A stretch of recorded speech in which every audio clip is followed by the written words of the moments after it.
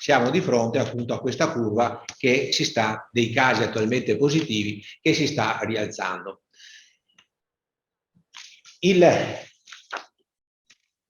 Questo aumento della positività è anche evidenziato dalla maggiore incidenza di casi positivi in Veneto per 100.000 abitanti che si è registrata nella settimana scorsa. Vi ricordate che eravamo arrivati ad un valore molto basso di 5 casi ogni 100.000 abitanti, siamo saliti sempre in regione del Veneto a 11 casi ogni 100.000 abitanti.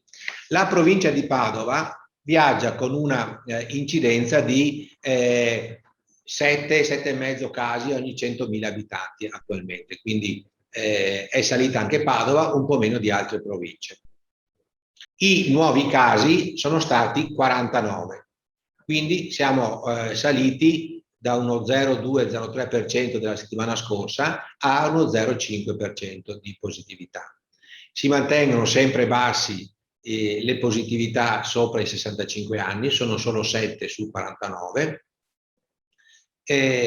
sono solo 7 su 49 e sono positività che, come appunto vi dicevo prima, e ritorno a sottolineare, riguardano in particolar modo la variante Delta, che rappresenta nella nostra realtà, dai sequenziamenti che abbiamo effettuato in azienda, attorno al 70%, quindi su 49 casi fate conto che 34-35 sono dovuti alla variante indiana, alla variante Delta.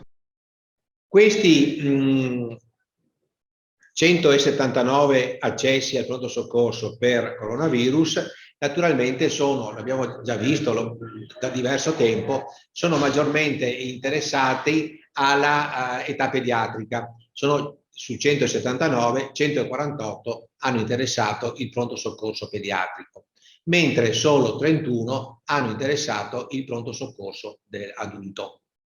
Per quanto riguarda invece i bimbi, abbiamo avuto un solo ricovero di un neonato, insomma, di circa un mese, insomma, ecco, di età. E lo dimettiamo tra l'altro questa mattina, insomma, quindi l'abbiamo curato e sta bene, per fortuna. E quindi dicevo, quindi 6 ricoveri in questa settimana dovuti al coronavirus. Vi ricordo che la settimana scorsa